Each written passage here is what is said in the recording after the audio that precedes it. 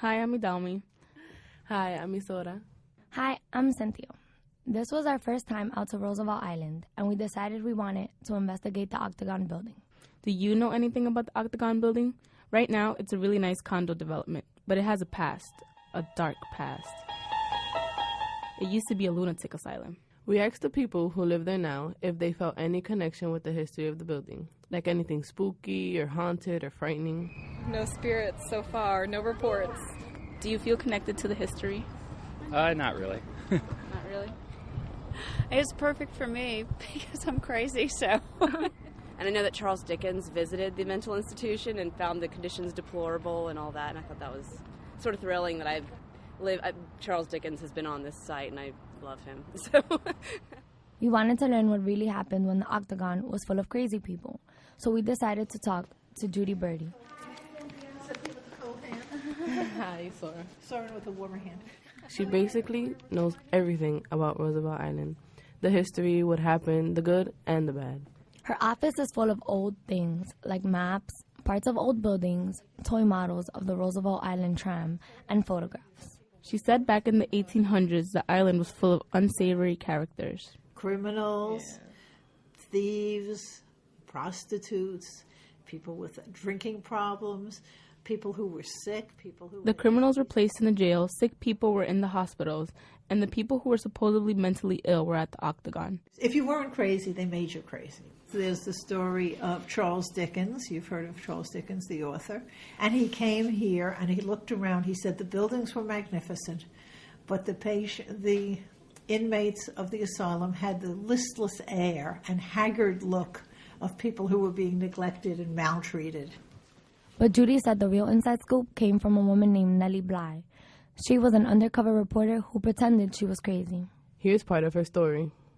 One day when we went down to dinner, we heard a weak little cry in the basement. Everyone seemed to notice it, and it was not long until we knew. There was a baby down there. Yes, a baby. Think of it, a little innocent baby born in such a chamber of horrors. I can imagine nothing more terrible. "What time are you going to supper?" he asked, and she told him. He gave the nurse more attention than he did me and asked her 6 questions to every one of me. Then he wrote my fate in the book before him. I said, "I am not sick and I do not want to stay here. No one has a right to shut me up in this manner."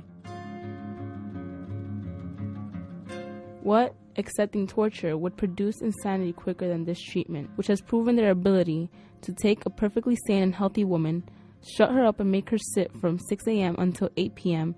on straight back benches, do not allow her to talk or move during these hours, give her no reading and let her know of nothing of the world or its doings, give her bad food and harsh treatment, and see how long it will take to make her insane. 2 months will make her a mental and physical wreck. It's kind of sad. Yeah. Like that they thought they could have proven their sanity, but nobody was hearing them, so they could never get away. So then I'd rather die than be alive and tortured and have no way out. I think now also we have like rules. We have people who enforce them. We have police. We have real doctors who are like experts, and we have medicine and just I guess like technology and how the world has changed. You would think that evil spirits will come back to haunt the place since they were tortured there, but They probably haunted the people that tortured them. Like, I mean, that was so long ago, so yeah, maybe they already finished their business. This is nothing like at all what Nelly Bly would have seen. fast forward more than 150 years and the building still stands. But now there's a pool, tennis court, places to garden, and the perfect place you would want to live in. First of all, I don't think she could afford an apartment here. Secondly, the island is completely clean, neat, paved, and everything. And she's come to a residential community. She's come to an island that has 14,000 people living on it. None of them are prisoners. None of them, well, maybe a few a little cuckoo, but no lunatics left.